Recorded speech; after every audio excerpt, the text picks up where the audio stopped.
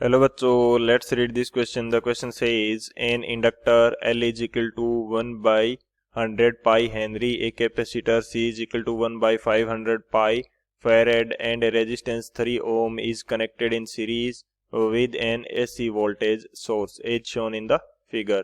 The voltage of the AC source is given as V is equal to 10 cos 100 pi t volt. What will be the potential difference between A and B? Option first 8 cos 100 pi t minus 127 degree volt. Option second 8 cos 100 pi t minus 53 degree volt. Option third 8 cos 100 pi t minus 37 degree volt. And option fourth 8 cos 100 pi t plus 37 degree volt. तो इस question के अंदर हमें क्या दे रखा है कि एक सर्किट शो किया गया है जिसके अंदर एल आर एंड सी तीनों को सीरीज के अंदर कंबाइन किया गया है. हमें दो पॉइंट दे रखे हैं ए एंड बी. इनके बीच में जो पोटेंशियल डिफरेंस है उसकी वैल्यू हमें फाइंड आउट करनी है.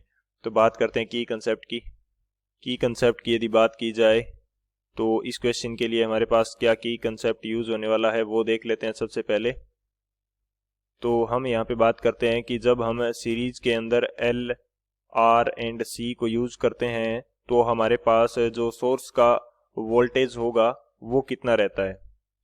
तो मैं यहाँ पे बात करता हूँ वी नेट की.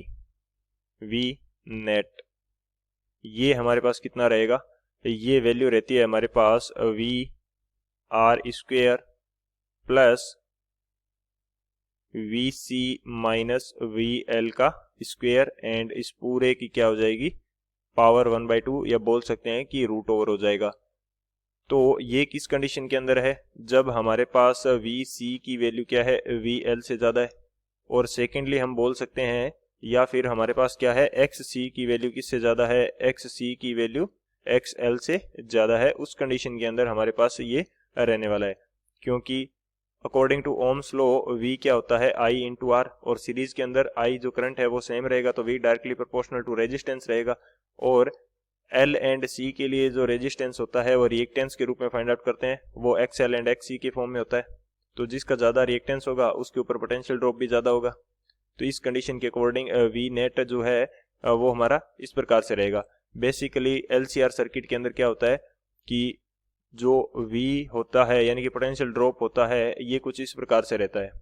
यहाँ पे करंट का यदि मैं ओनली R यूज़ करता हूँ तो करंट एंड रेजिस्टेंस के अक्रॉस जो हमारा पोटेंशियल डिफरेंस होगा वो सेम फेज के अंदर होते हैं. और जब हम ओनली क्या यूज़ करते हैं L यूज़ करते हैं तो हमारा जो पोटेंशियल ड्रॉप होता है वो क्या होता है करंट से π/2 फेज आगे होता है.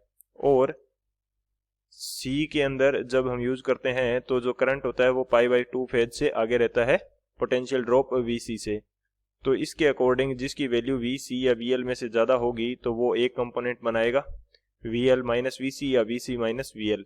और उसके अकॉर्डिंग कुछ इस प्रकार से यदि मैं मान लेता हूँ कि मेरे पास क्या है ये तो VR और करंट का फेज है और VC की वैल्यू ज़्यादा है VL से.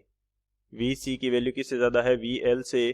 तो ये VC माइन और यहाँ से क्या आ जाएगा V नेट हम निकालते हैं वेक्टर फॉर्म के अंदर कुछ इस प्रकार से, यानी कि दो वेक्टर का रिजल्टेंट निकालते हैं तो V नेट की वैल्यू क्या आती है VR square plus VC minus VL square. तो एक तो ये की कंसेप्ट हमारे पास हो जाएगा. अब यहाँ से यदि मैं बात करता हूँ कि XL और XC की वैल्यू क्या होगी वो सेकंड की कंसेप्ट के अंदर देख लेते हैं. XL जो होता है हमारे पास ये रहता है ओमेगा इंटू एल और XC जो है ये हमारे पास क्या रहता है 1/ओमेगा इंटू सी. XL हमारे पास क्या है इंडक्टिव रिएक्टेंस, ये क्या रहता है इंडक्टिव रिएक्टेंस. और XC जो है ये हमारे पास रहता है कैपेसिटिव रिएक्टेंस. ये वैल्यू हमारे पास XL एंड XC की रहती है. और जो Z है वो किस प्रकार से फाइंड आउट करेंगे, Z हमारे पास क्या होता है इम्पीडेंस होता है सर्किट का और वो हमारे पास क्या होगा ये हमारे पास रहता है R square plus XC minus XL का होल स्क्वेयर एंड इसका रूट ओवर. तो XC एंड XL को तो हमने देख लिया कि ये वैल्यू क्या होती है. और Z जो होगा ये हमारे पास रहता है इम्पीडेंस ऑफ सर्किट. इम्पीडेंस इसी तरह से यहाँ पे हमारे पास जो फेज डिफरेंस जो होता है फाई, उसको फाइंड आउट करने के लिए एक फॉर्मूला रहता है। फेज डिफरेंस को हम 10 फाई के रिस्पेक्ट में फाइंड आउट करते हैं, और ये हमारे पास कितना रहता है, ये हमारे पास रहेगा X C minus X L by R. जहां भी हम X C minus X L use कर रहे हैं उस कंडीशन के अंदर जनरल मीनिंग हम ये ले रहे हैं कि एक्स सी की जो वैल्यू है वो एक्स एल से क्या है, ज्यादा है।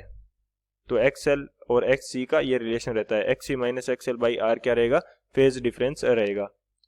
तो ये हमारे हो जाएंगे की कंसेप्ट। इन की कंसेप्ट की हेल्प से इस क्वेश्चन को सोल्व करते हैं। सॉल्यूशन की यदि बात करें तो सॉल्यूशन के लिए सबसे पहले मैं एक्सएल की वैल्यू फाइंड आउट कर लेता हूँ। एक्सएल हमारे पास क्या होगा, ओमेगा इंटू एल।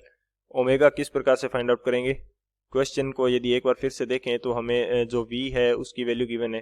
किसी इंस्टेंट पे जो हमारा पोटेंशियल है उसकी वैल्यू हमें गिवन है, कितनी देर की है, 10 कोस 100 पाई टी। ये हमें कितनी देर की है, 10 v is equal to 10 cos 100 pi T. अब इसकी यदि इस इक्वेशन को स्टैंडर्ड इक्वेशन से कंपैरिजन करें तो ये हमारे पास क्या आएगा, V naught cos omega T. तो यहाँ से ओमेगा की वैल्यू क्या आ रही है, 100 पाई, ओमेगा आ रहा है 100 पाई, और एल की जो वैल्यू है वो हमें क्वेश्चन के अंदर कितनी देर की है, एल की वैल्यू हमें क्वेश्चन के अंदर गिवन है 1/100 पाई हेनरी। 1/100 pi Henry. तो यहाँ से एक्स एल की वैल्यू कितनी आ जाएगी, 1 ओम। और एक्स सी की यदि मैं बात करूं तो वो मेरे पास कितना होगा, 1/ओमेगा। ओमेगा की वैल्यू है 100 पाई, और जो सी की वैल्यू है ये हमारे पास है 1/500 पाई। तो यहाँ से जो एक्स सी आ रहा है हमारे पास वो कितना आ जाएगा, 5 ओम। रेजिस्टेंस की वैल्यू हमें क्वेश्चन के अंदर दे रखी है 3 ओम। तो यहाँ से जेड भी हम इजीली फाइंड आउट कर सकते हैं। जेड की वैल्यू क्या हो जाएगी, आर स्क्वायर यानी कि 3 का स्क्वायर, प्लस एक्स सी की वैल्यू कितनी है 5, और माइनस एक्स एल इसकी वैल्यू कितनी है 1, और इसका क्या हो जाएगा होल स्क्वायर और रूट ओवर। जब इसको सॉल्व करेंगे तो जेड की वैल्यू हमारे पास निकल के कितनी आ जाएगी, ये हमारे पास आ जाएगी 5 ओम। ये नेट वैल्यू हमारे पास कितनी आएगी, 5 ओम। तो जेड हमारे पास आ गया, एक्स एल हमारे पास आ गया, और एक्स सी की वैल्यू हमारे पास आ गई। तो अब हम क्या करते हैं कि जो आई है किसी इंस्टेंट पे वो किस प्रकार से फाइंड आउट करेंगे।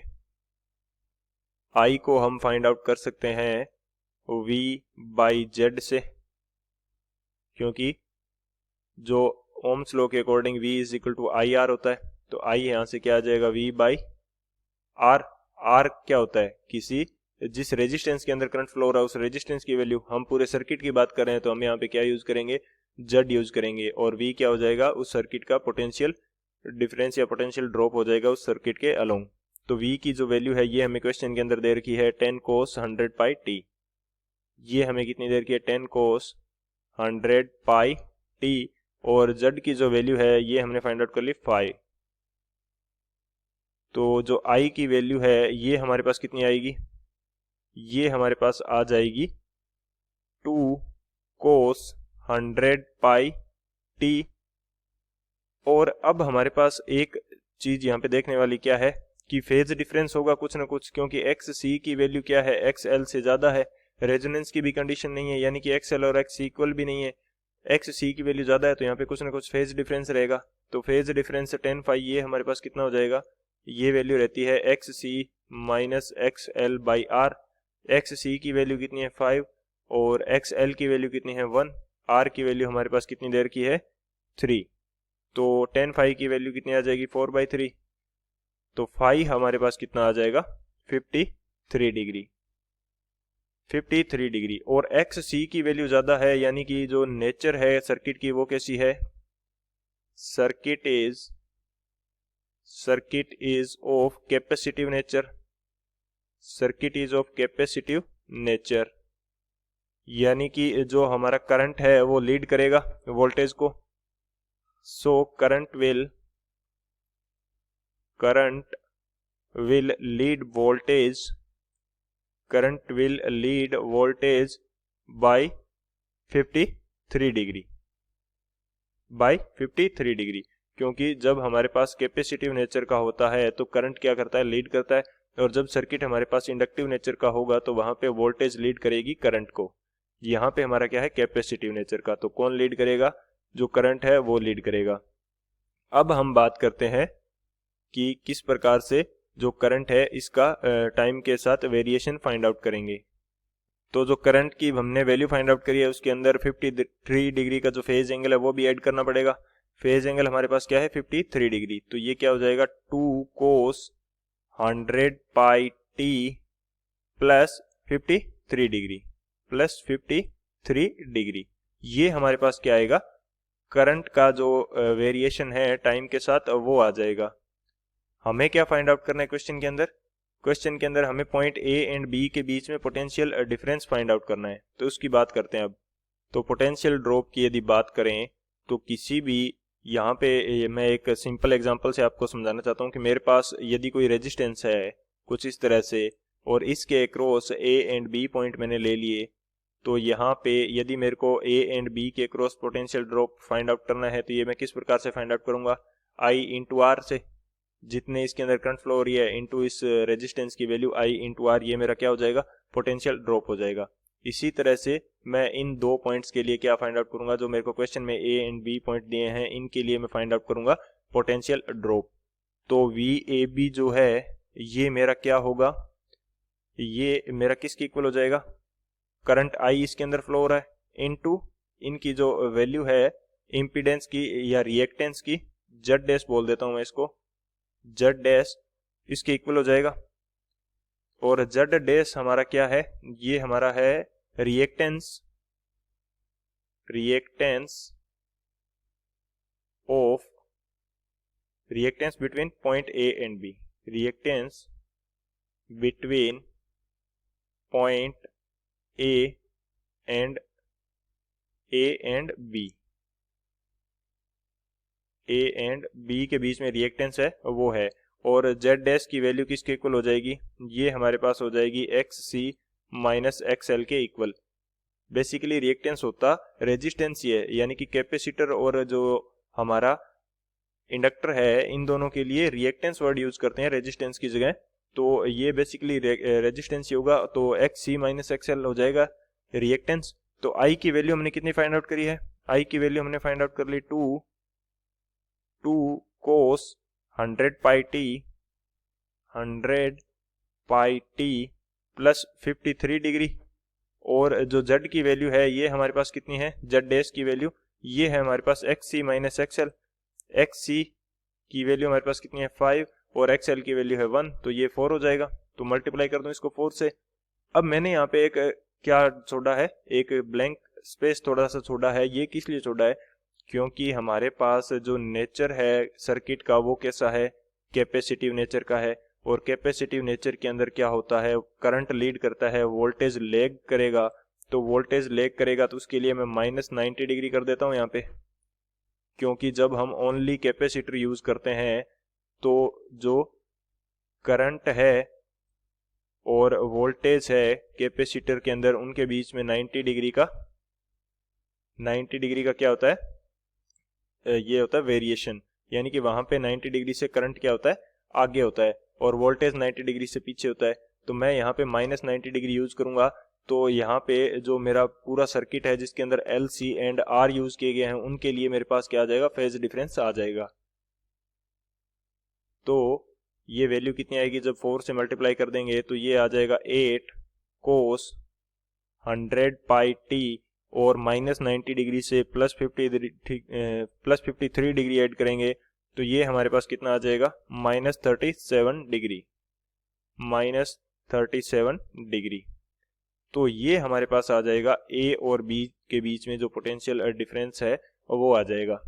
और ये वैल्यू हमें फाइंड आउट करनी थी। बात कर लेते हैं ऑप्शन की कि कौन सा ऑप्शन करेक्ट हो जाएगा यहाँ से। तो जो ऑप्शन हमारा है फर्स्ट ऑप्शन तो इनकरेक्ट हो जाएगा, हमारे पास एंगल कितना आना चाहिए 37 डिग्री का।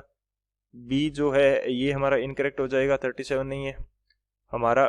कौन सा ऑप्शन करेक्ट होगा यहाँ से, जो ऑप्शन सी है वो करेक्ट हो जाएगा, 8 cos 100 pi T minus 37 degree volt. तो ऑप्शन सी जो है वो हमारा क्या हो जाएगा, करेक्ट हो जाएगा। So option C is the final answer. I hope you understood it well. Best of luck. Thank you.